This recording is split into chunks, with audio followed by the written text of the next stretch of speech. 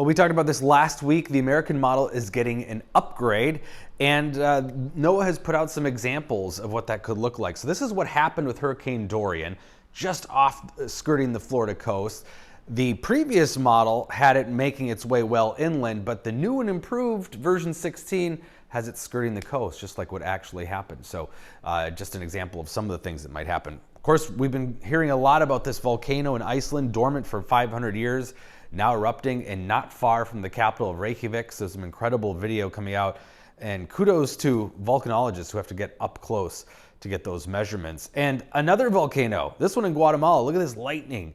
Yeah, you do get lightning and thunder from volcanoes occasionally, similar to how our thunderstorms occur. You're just rubbing off electrons and building up charges deep inside of a cloud like that. So still looks pretty crazy and scary though. Meanwhile, here we've got a lot of moisture. This is another, just like last week, a tropical train of moisture from the Pacific all the way into this system across North America, and of course tapping into some Gulf of Mexico moisture too. So a lot of rainfall, a lot of precipitation across the central part of the country. Classic comma-shaped storm system with the wave of real moisture coming in as we've spoke here over the last hour or so and into this evening and tonight. So it's going to be a very wet night tonight. We're talking an inch of rainfall amounts plus for some spots. So get ready to be soaked. This is 9 o'clock, some of the heaviest rain right over us. Those yellow areas are some of those spokes of heavier moisture. And then overnight into early tomorrow, it starts to turn over to snow in north central and northeastern Minnesota, where accumulations will be likely.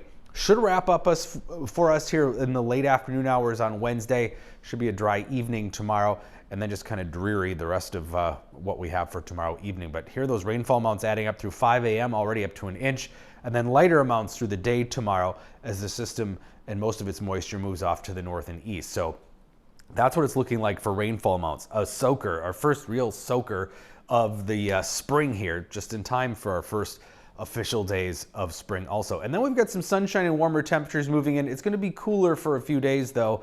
Snowfall amounts, it's going to be pretty narrow, I think, but some spots up around Ely, up on the Iron Range, could see several inches of fresh snow, but it's going to be a tightly wound band of some snowfall amounts, slushy inch or two in some places, and then half foot possible in others.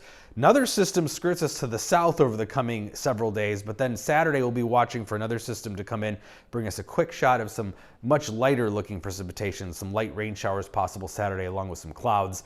And then we'll see some warmth build back in. It looks like early next week, some warmer temperatures on the way for Sunday, Monday into Tuesday of next week.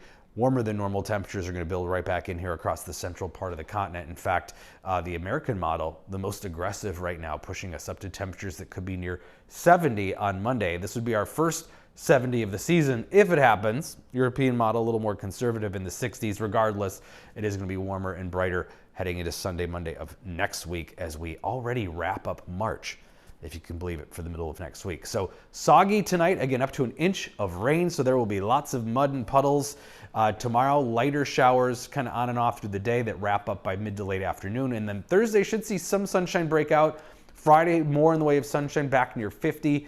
Clouds and a couple of showers Saturday, and then Sunday, Monday, brighter and warmer, back well into the 60s Monday. Maybe an outside chance at our first 70.